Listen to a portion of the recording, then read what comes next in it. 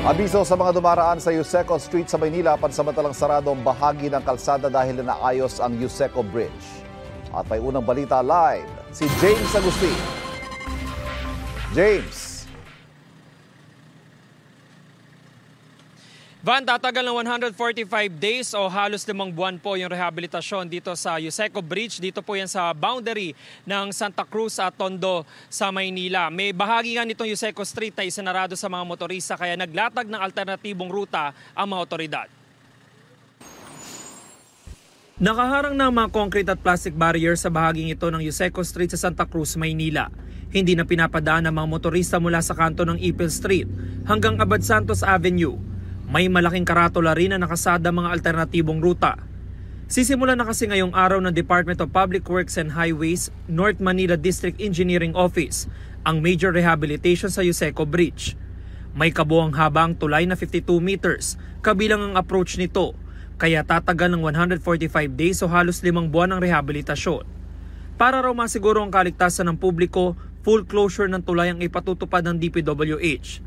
Apektado ang biyahe ng mga tricycle driver na ang karaniwang ruta ay ang kahabaan ng Yuseco Street. Sobrang hirap po. Kasi Malayo ikutin pag pag yung mga pasahero doon. tapos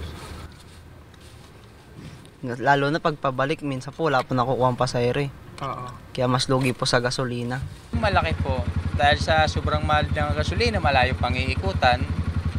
Yun, totally marami rin pasahero po rito. Gagaling rito sa SM. paano yan? Tiyaga na lang. Kaysa sa walang kikitain. Si Aling Vilma na may karinderya sa lugar, araw-araw pa man din gumagamit ng e-bike sa pamamalengke. Talaga malaking abala sa amin yan. Araw-araw namin ginagamit tong kalye na to. Ang mga motorista pinapakanan sa Ipil Street, kaliwa sa Lorenzo Street, hanggang makarating sa Abad Santos Avenue. Marami pa man ding truck na dumaraan sa lugar. Tulad ni RV na madalas nagde-deliver ng tubig sa Moriones. Storbo yan. Puro ikot na lang. Layo ni ikutan namin. Alam magagawa, talagang ganyan eh.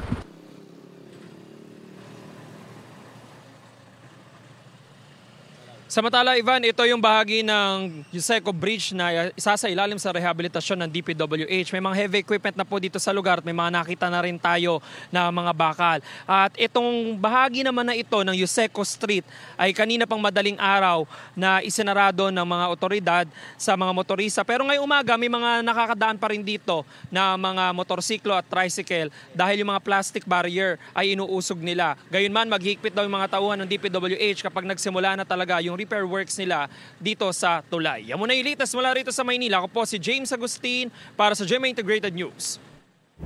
Kapuso, para laging una ka sa mga balita, bisitahin at mag-subscribe sa GMA Integrated News sa YouTube. Sa mga kapuso abroad, samahan nyo kami sa GMA Pinoy TV at sa www.gmanews.tv.